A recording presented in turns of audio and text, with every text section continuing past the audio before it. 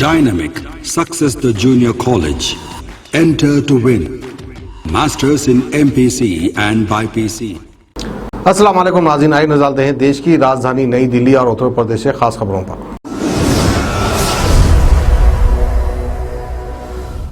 Delhi NCR के कई इलाकों में बीती रात से हो रही बारिश ने जल भराव की समस्या खड़ी कर दी है, तो वहीं साथ ही यमुना नदी जो पहले से ही खतरे के निशान के ऊपर से बह रही है, उसका भी जलस्तर और ज्यादा बढ़ गया है और कई इलाकों के लिए बारिश आफत बनकर आई है, क्योंकि निचले इलाके और बेसमेंट वाले घरों में पानी भर गया है। हल्की हवाओं की वजह से मौसम में ठंडक हो गई है, तो कई हिस्सों में हो रही बरसात ने कल ही गर्मी और उमस को खत्म कर दिया है। मौसम विभाग ने अगले कुछ घंटों में दिल्ली एनसीआर के अलावा आसपास के इलाकों में भी बारिश का अनुमान लगाया है और साथ ही दिल्ली ही नहीं, दिल्ली से सटे एनसीआर के भी कई इलाकों में शनिवार देर रात से बारिश हो रही है, जिसके चलते जगह जगह पानी भर गया है। बताया जा रहा है कि मौसम विभाग ने आज के लिए येलो अलर्ट की अनाउंसमेंट कर दी है, तो वहीं अधिकतम तापमान 34 और न्यूनतम तापमान 25 डिग्री सेल्सियस तक रहेगा और इसके बाद 2 अगस्त यानी कल मौसम करवट भी ले सकता है और तेज बारिश की संभावना भी बनी हुई है। इससे अधिकतम तापमान 30 डिग्री सेल्सियस तक भी पहुँच सकता है। देश की राजधानी दिल्ली में जालसाजों ने एक फोटो से HDFC बैंक को करीब 1 करोड़ 38 लाख रुपए का चूना लगा दिया है। आरोपियों ने एक फोटो से 6 बैंक अकाउंट खुलवा दिए हैं। जालसाजों ने कुल 9 बैंक अकाउंट खुलवाए थे। HDFC बैंक की शिकायत पर दिल्ली पुलिस की क्राइम ब्रांच ने मामला दर्ज करके जांच शुरू कर दी है। दिल्ली पुलिस की तरफ से कहा जा रहा है कि शुरुआती जांच में ऐसा लग रहा है कि जालसाजों के साथ बैंक के कुछ कर्मचारी अभी मिल चुके हैं। दिल्ली पुलिस के अधिकारी ने ये भी बताया है कि बैंक से मिली शिकायत में कहा गया है कि उत्तरी और पश्चिमी जिले में अलग अलग बैंक ब्रांचेस में ये बैंक अकाउंट खुलवाए गए हैं। 6 बैंक अकाउंट्स में एक ही फोटो है, जबकि 3 बैंक अकाउंट्स में एक ही एड्रेस दिया गया है और आरोपियों ने इन बैंक अकाउंट से क्रेडिट कार्ड, 2 पहिया वाहन लोन, बिजनेस लोन और बैंक की स्कीम्स का भी लाभ उठाया हुआ है। बैंक में जब आंतरिक ऑडिट हुआ तो इस जालसाजी का खुलासा हुआ है। तो वहीं दिल्ली पुलिस अधिकारियों के अनुसार ये भी बताया जा रहा है कि शुरुआती जाँच में पता लगा है कि पैसे ज्यादातर बड़े ब्रांड्स के शोरूम में खर्च किए गए हैं। पुलिस इन शोरूम की CCTV फुटेज भी खंगालकर आरोपियों तक पहुंचने की कोशिश कर रही है। माना जा रहा है कि आरोपियों ने जिस तरह बैंक अकाउंट्स खुलवाए, उस हिसाब से बैंक के किसी कर्मचारी की भूमिका जरूर सामने आएगी।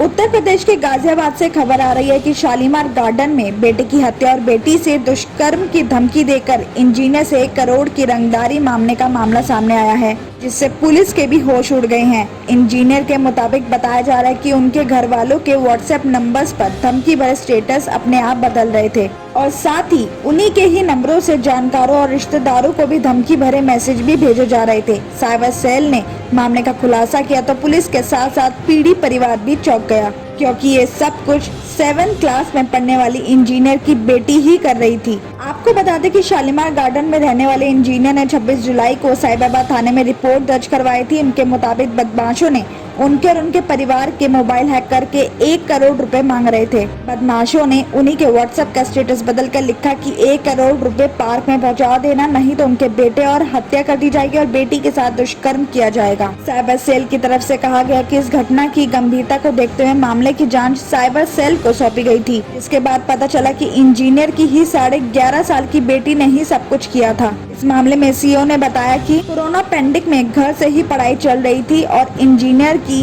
वाइफ एक टीचर भी है। दंपति अपनी बेटी पर पढ़ाई का ज्यादा दबाव डालकर मोबाइल से दूर रहने को बोलते थे और साथ ही बात बात पर डांटते भी थे और इसी बात से नाराज होकर स्टूडेंट ने सारी प्लानिंग बनाई। इस मामले में CEO का आगे ये भी कहना है कि स्टूडेंट की उम्र 11 साल होने की वजह से उसके खिलाफ कार्रवाई नहीं की जाएगी, लेकिन माता पिता को उसकी काउंसलिंग कराने की सलाह दी गई है।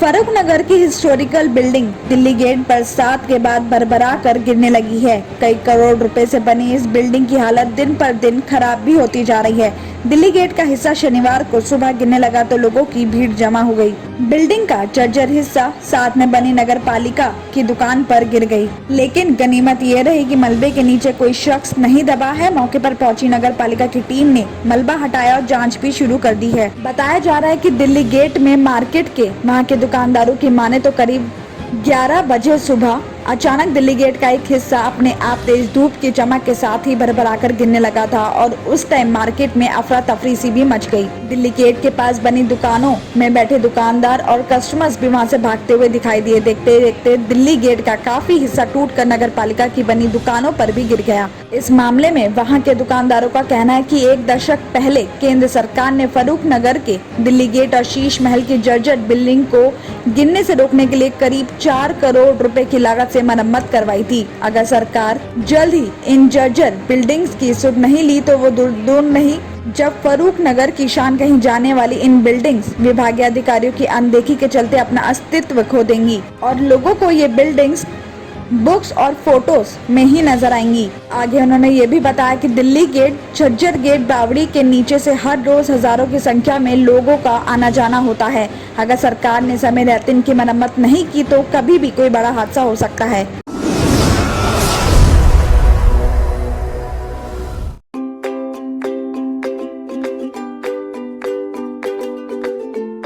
Every child's success story starts here, like a multifaceted diamond.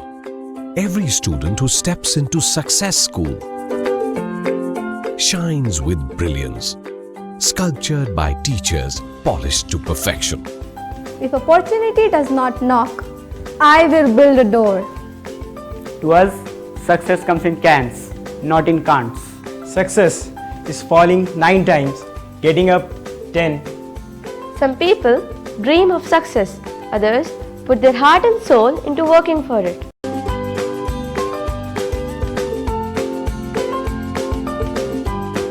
Success, finding oneself.